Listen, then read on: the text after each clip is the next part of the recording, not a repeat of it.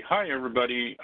This is Al Ray, and this is the USGS Hydrography advisory call. And we're still getting a few beeps coming in, so I think I'll wait just a minute or two more before we get started. I am recording this webinar in case you miss some of it or know somebody who does miss it. Just shoot us an email and we can shoot you a link to it.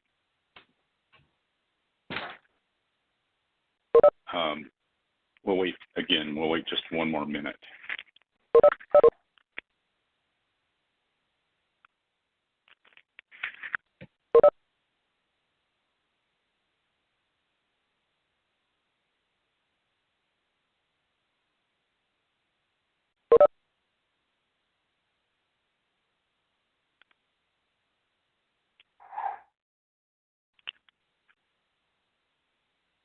Okay, it sounds like we've got most people on that we're going to get. So we'll go ahead and get started. Again, this is the USGS Hydrography Advisory Call. I'm Al Ray. Today, oops, sorry, I'm going to have to mute all. Okay, so today we've got two speakers. It's Christy-Ann Archuleta and Silvia Terziotti. And they have quite a lengthy presentation to give today. So we'll go ahead and let them get started. And I believe, Christy-Ann, are you going to take it from the start? Yes, I am. Can you hear me okay? Yeah, we can. Can you just introduce yourselves, and then when Silvia gets on, she can introduce herself too. Okay.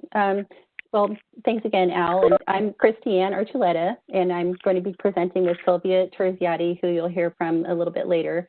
And today we'd like to share information about the Elevation-derived Hydrography specifications and its companion document, the READ rules, which will be published very soon.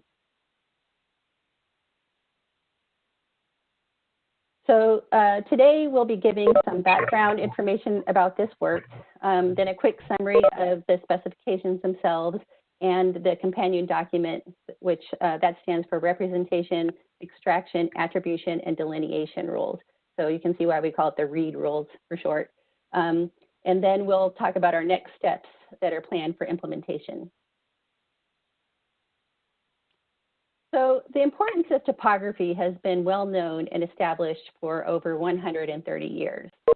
The USGS topographic quad sheet has been the standard for contour maps worldwide for decades. While the form of topographic data and the methods of collection have changed remarkably with the digital age, the basic uses and significance of the data remains unchanged. The USGS manages surface water and hydrologic unit geospatial data for the nation in the form of the National Hydrography Dataset, the Watershed Boundary Dataset, and the NHD Plus High Resolution Dataset. Hydrography has progressed from blue lines on maps to a complex geospatial framework used for modeling, navigation, and mapping. The 3D elevation program and the hydrography program are two of the core data programs of the USGS. When the USGS began creating topographic maps over a century ago, both hydrography and elevation were captured together. But in the 1970s, yes? Hi, sorry, there's some more background noise. I'm going to mute all again, and then you'll have to unmute yourself. Okay. Okay, I muted all. Now go ahead and unmute. Can you hear me? Yeah. That's better. Thanks. Sure. So in the 1970s, as computer processing of map data became more prevalent, the two data sets were stored in different resolutions and formats and were collected by different USGS programs and were no longer well integrated. The USGS is currently implementing methods to reintegrate the two data sets. Another opportunity for better integrated elevation and hydrography data is to take advantage of recent interest by the water community in collecting hydrography data from elevation. There are increasing numbers of users, and they're creating local resolution stream data from LiDAR-derived DEMs. They're doing this on their own, and these data are not always integrated back into the NHD. The water science community inside and outside of the USGS are dependent on both the elevation data and the NHD to satisfy their missions. So ideally, hydrography would be collected with a LIDAR project, enabling the generation of both hydro-enforced, which is hydrologic, and hydro-flattened, which are topographic DEMs, as well as providing a base for creation of NHD at local resolution. The importance of integrating our hydrography and elevation data sets can be seen by looking at some of the issues caused by misalignment, such as perpetuation of errors in alignment in the streams data, not capturing any recent changes in stream channels, not capturing headwater, intermittent, or ephemeral streams that are not already included in the high-resolution NHD, misalignment with imagery and other newer geospatial resources. And then there are the cascading effects and derivative products, such as watersheds we create, in the stream lengths, slopes, and so on.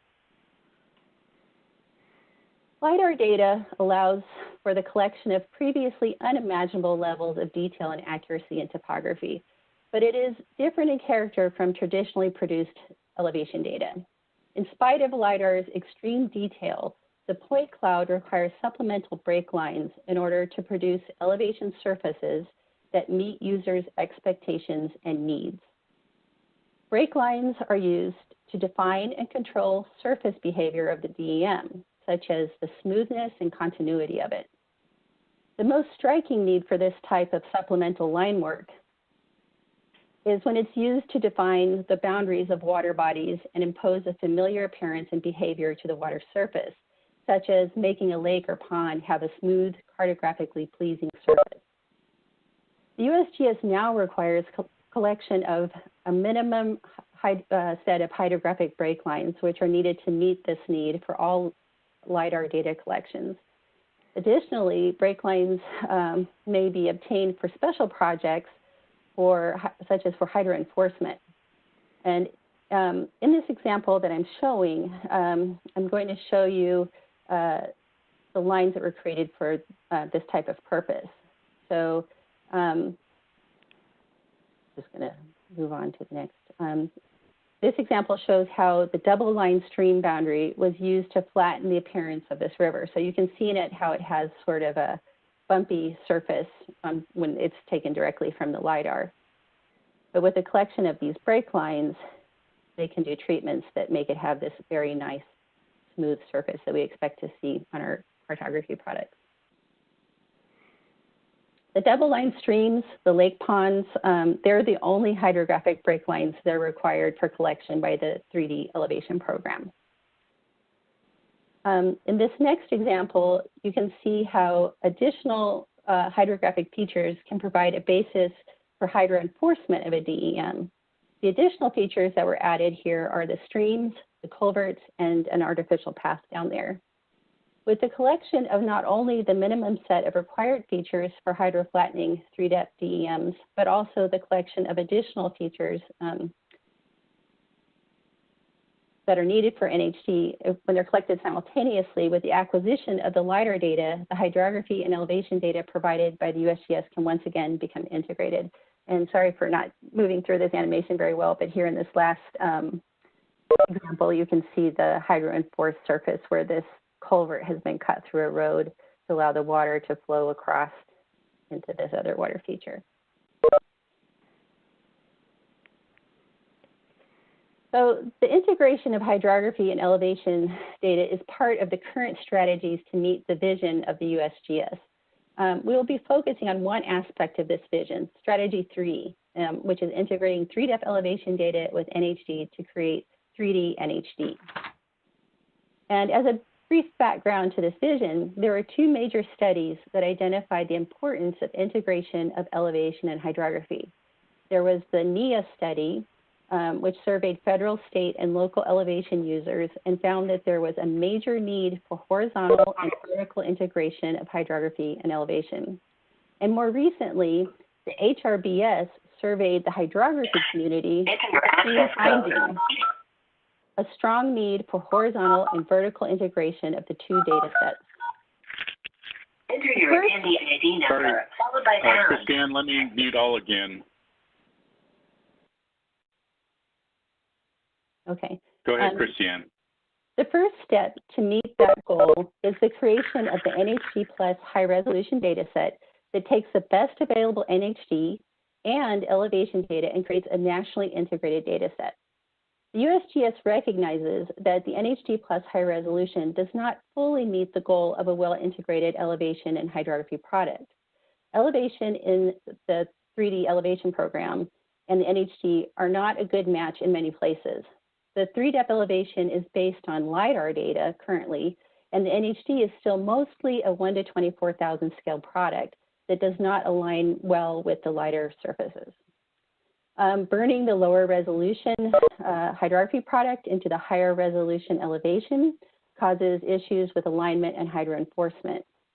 Unfortunately, this discrepancy has led many users to create hydrography that matches the elevation surface, deriving it directly from the LiDAR surfaces on their own, outside of using an NHD product. These lines may be a better match, but they often do not make it back into the NHD or meet the NHD requirements for topology or network connectivity. So this leads to the current efforts for this project. Our goal is to create hydrographic features that are horizontally and vertically integrated with a 3-depth bare earth digital elevation model.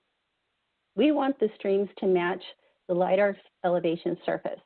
There are 3 main products that the hydrography product can be used for. It can be used for break lines. It can be used for processing pre-completion of features into the National Hydrography Dataset, into NHD, and it can also be used in modeling for hydro enforcement of digital elevation models. So the 2 documents that we're getting ready to publish in order to meet those goals, again, are the Elevation-derived Hydrography Acquisition Specifications and the READ rules. The specifications that we've pulled together have been written to support and expand on 2 existing requirements, 2 requirements that were set in place years ago. The NHD requirements. The NHD has widespread use nationally, and we want to produce data that can be converted to full NHD products.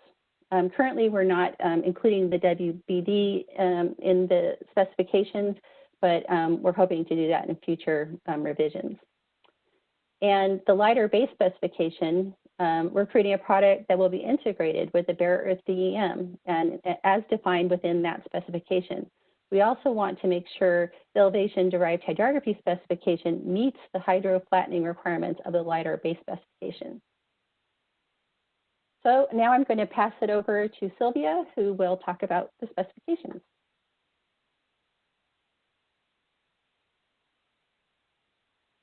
Am I unmuted now? Yes. Okay, great. Hi, this is Silvia Terziotti. I'm going to just briefly talk about each one of these categories that are included within the specification, and just briefly go through those. Okay. So our first section within the specification is how we define our collection area, and we're trying to support 2 types of collections, those that are done concurrent with LiDAR collections. So those would be defined by the defined project area or the DPA, and those that are done using existing 3-depth elevation products or holdings. And for both of these collection types, NHD has a minimum size requirement that the data be collected at a HUC 10 level. So both of those would also require that HUC 10 level of minimum mapping area. And also any data that spans the complete HUC 10 should have complete network connectivity. For concurrent collections, since they're not always done on a HUC basis, the hydrography should be delineated for the entire DPA up to the boundary of the DPA. It should also be edge matched if existing LiDAR-derived hydrography exists adjacent to the DPA. Otherwise, those sections outside of a HUC 10 would need to be processed later on when adjacent areas are completed. Okay. We also specify what types of features should be collected. Because the hydrography is being collected primarily from elevation sources, there's a limited amount of information that we can get from derived features. So by necessity, we needed to parse down the types of features that are required for a collection. You may recognize the F codes we use match the F codes in NHD, and the features are defined in the same way as the NHD for the most part. There are also codes for elevation and hydrography treatments in the F class and the E class, and each of these features is fully described within the READ rules as well. There are additional fields that describe source data, methods, a user code, and a comment field. In particular, the user code can be used when features outside of the specification are collected for project-specific needs, but that we don't necessarily want to conflate the NHD. The user code can also be used to store more detailed F code information that is known since the F codes in the EDH are fairly minimal.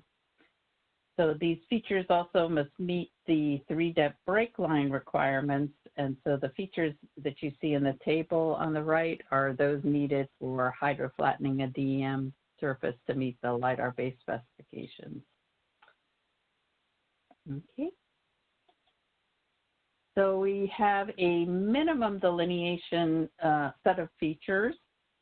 We define them as the minimum set of features comparable to the density of what is currently in the high-resolution NHD data. So using the NHD as a guide, feature alignment must match the bare earth 3-depth DEM horizontally and vertically.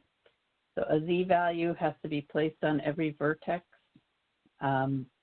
Features no longer present in the LiDAR surface should be removed, and features that need the READ rules that were not present in the NHD can also be added to meet this minimum set of features. And then additional features, obviously, if you've got a LiDAR surface, you can collect a lot more than what you currently have within the LiDAR. So to try and avoid overmapping, additional features above the minimum set of features must also meet the requirements that a feature must be visible on the DEM, or that looks like it got, sorry, the wording's off, disappeared off the slide, but a feature must be visible on the DEM, or if it's not visible on the DEM, it should be present in accepted ancillary data sources, or if it's not visible on the DEM or in ancillary data sources, it can be collected if it's necessary to connect the hydrologic network. That is, if it's a valid not a valid isolated network. The method used to define how feature extents were derived should be identified in our methods field and in the metadata. That can be how the line work was generated. Was it created with a model or based on other sources? The features should also be compared to 3-depth bare earth elevation surface so that to check the accuracy of the method used, and features should be treated with one of the features described in the feature type section. And if the delineation method is not able to identify a feature type, if the feature appears to be there, the drainage way code can be used for features that require further distinction. So in defining our features, we have a few special cases. The first special case we'll go through is the HUC-12 consistency. Many of you are familiar with the problems of NHD density issues that occurred between the 7.5-minute quadrangles when the NHD was first digitized. So in this first slide, you can see that the quad lines and the areas highlighted in yellow are less dense network or line work than the surrounding quads, and then even without the yellow, you can still see the difference. And then go back, or next one. Sorry, the order is getting. Let me try to get to the yellow one. The yellow is showing up on my slide, but it doesn't show up on the. That's okay. Yeah, I'm not sure what's happening. Yeah. We just keep going through. We'll see. You can still focus on those lines, and you'll see that each one, each time we click through, you can see that there's a definite discrepancy between areas. And finally, we'll hone in on a 12-digit HUC, and that 12-digit HUC shows a clear discrepancy. Go ahead to the next one. It shows a clear discrepancy between the northern and southern section of the watershed. Our HUC 12 consistency guidelines require that the line work is consistent throughout a HUC 12. So the area in the southern portion of the watershed needs to be densified to match the northern section, unless there are true geologic or land use or other reasons that the density should not be the same. So just using the HUC 12 to kind of densify the network. Culverts are a second special case that we describe. As mentioned at the beginning of the presentation, one of the goals of these specifications is to create a hydro data set that's suitable to create a hydro enforcement of elevation surfaces. So identification of culverts is key to that goal. In LIDAR surfaces, transportation is probably the most common surface feature that artificially blocks the flow across a DEM. So we're trying to identify those areas and require that culverts and small bridges that weren't removed for the LIDAR base specification requirements are identified as culverts. Because the culverts are not currently NHD feature types, we treat them a little bit differently than other feature types. And we have a number of rules and priorities of how to code them, which I'll show in this next slide. The spec and read rules outline rules for coding a culvert, so it's done consistently based on upstream and downstream features. This ensures that the culvert can be identified and extracted as an event, and that the flow lines can be merged based on the NHDF code. Just as a note, the HSRB has approved converting the culverts into event tables for use in the NHD. So hopefully that information won't be lost within the NHD. The next special case is a drainage way. The drainage way features a new NHD feature type that's used when further research is needed to either determine the true feature type or to determine whether or not it's actually a true hydrography feature and whether it should be included in the NHD. Many headwaters derived from LIDAR may be drainage way features, or flow paths that have no clearly defined channel can also be coded as drainage ways. Here's an example of what might be identified as a drainage way. There are no clear flow paths in the main valley there in that circle, but there is a clear channelized segment in the hillside and clear channels leading down to the main branch.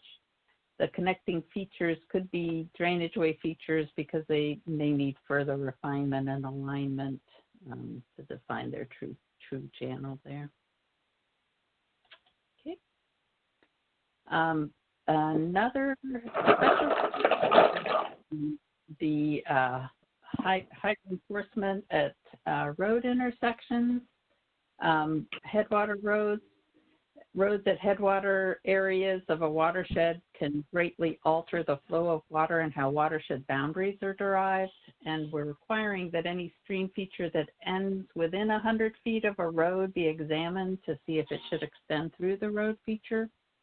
In this example here, there's 3 cases. The one on the left has used the NHD in blue, and the red line is the LIDAR-derived streams. To delineate the stream segment across the road, and we would require a culvert be placed there, but the stream itself is correctly delineated. The middle stream stops 90 feet from the road with a clear culvert in the surface and a channel on the other side of the road. So it actually should be extended to the other side of the road and a culvert placed over that road section. And then the stream on the right and 60 feet from the road, but doesn't have as obvious a channel on the other side of that road. So ancillary data could be used, or the best judgment of the person delineating the features to determine whether or not it should be extended. And then our last special case is the canals and ditches. Canals and ditches can create a great deal of complexity for networks and connectivity and navigation, and can range from large named canals to the small ditches that run in front of people's houses. There are many specific cases where a project might need a higher density of these types of features in their data set, but for elevation-derived hydrography, we require collection only if a canal is named, if it's greater than or equal to 300 meters long along its longest axis, or if it's necessary to provide network connectivity. In general, canals and ditches that are in agricultural fields or in private property should not be collected. And if the project has a special need for those canals and ditches, then it can be accommodated using the user code, and that would allow the NHD to exclude them before pre-conflation. So this is just an example of the NHD high-res showing where the canals and ditch features are. And here you see the elevation-derived hydrography capturing the same canals as the NHD, so it preserves that resolution but corrects the geometry. And then in this image, you see how many additional canals and ditches could be captured for elevation-derived hydrography that would greatly increase the density from the original NHD. And those are in magenta there. And then and here we just show where some of those decisions might be that about whether or not that should be kept within the NHD. In general, we're trying to extend the stream network or define connectivity within the network. So some of these newer canal features that are very small going through the agricultural fields may not be necessary for NHD. So they can be captured and coded with a user code rather than an F code to make them easy to exclude when conflating to the NHD, but still be retained for your individual project needs. Okay. Topology, as part of the specification, we provide some basic topology rules and requirements, and we provide rules for ensuring the network has a continuous flow without breaks and is pre-conflation ready, or as close as it can be. We have alignment requirements. All features must align with the DEM and the current NHD where appropriate, although we don't want correctly placed geometry from LiDAR-derived sources to snap incorrectly to older features. But all features must have downstream orientation. They must match between project areas, be logically and spatially consistent within the elevation data, both horizontally and vertically. The specifications also require that the collected EVH is tested for correct vertical and horizontal alignment against the DEM it was acquired from. All vertical lines and water surface edges must be at or below the immediately surrounding terrain within 1 meter of the location of the DEM. Horizontal streams and other linear features must stay within their apparent channels. Polygon features should match the apparent boundary on the DEM, and point features should be within 3 meters of their location if apparent on the DEM. Okay, so in order to report on the horizontal and vertical placement of the features, we like as many features as possible to be inspected, and we would encourage the use of automated inspection tools, some of which we're developing now. If a complete review is not possible, a stratified random sample should be used, which includes representatives of all feature types in the data set and represents the complete geographic area of the data set. So that that would be samples of features taken from every 12-digit HUC and within the defined project area. Also, excuse me, also the stratified sample should include representatives from special cases within the data set, such as headwaters and confluences between stream reaches and so on. And the stratified sample should take into consideration geophysical regions, land cover, geology types, and those kinds of things as well. And now I'm going to, oh, no, I'm not. I'm going to talk about the appendices. There are two appendices to the report, the EDH spec. The first is just a list of how these specifications vary from what was previously in the LiDAR base spec. That was the first place where the specifications for elevation-derived hydrography were outlined. Also, it includes an appendix with a summary of each one of the specification chapters, so it's a little bit easier to use as a reference.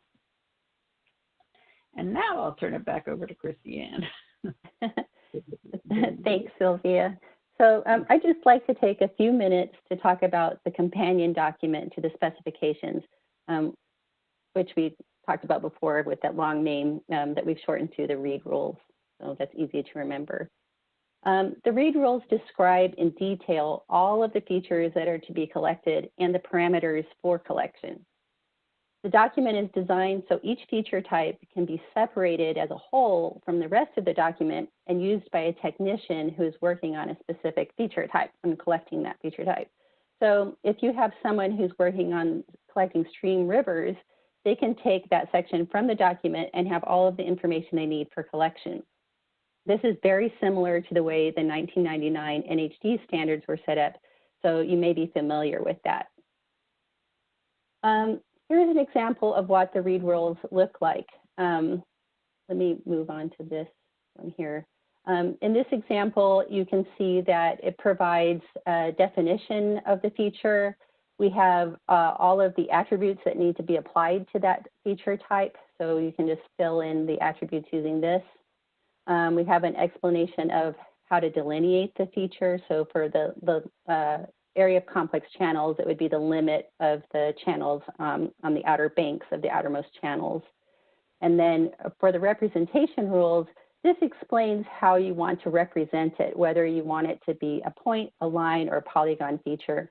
And that's based on some different measurements you might take of the feature to determine which one to use. Some features have both lines and polygons. For data extraction, we have the capture conditions, and those are usually an if-then statement explaining the measurements. If it's so long, so wide, so big, if it meets these conditions, then you capture it as an area of complex channels. Otherwise, it may be something else. Here's a little bit more information about the attribution, what these attributes mean to help you with understanding the data extraction. And then we have source interpretation guidelines, and we're hoping that we can build on this over time. But this is where we try to provide some information so that if you're looking at different types of scenarios in the data, and it may be difficult to figure out what you're looking at, it might give you a little more guidelines there. And then we end each section with a map example to help you recognize what you're seeing on the landscape. So now we'll move on to the next steps. As we mentioned before, we are very close to formal publication. These documents are with Bureau right now and should be published very soon. We're also working on a pilot project in Alaska. And that project was based on these specifications. It has its own specifications, but it was based on these. And this study will serve as a test bed for future updates to the specifications in general. And we're hoping we may be able to do some other pilot projects as well. Okay, so if you have any questions or feedback for us, we would love to hear it. And here's our contact information if you want more information.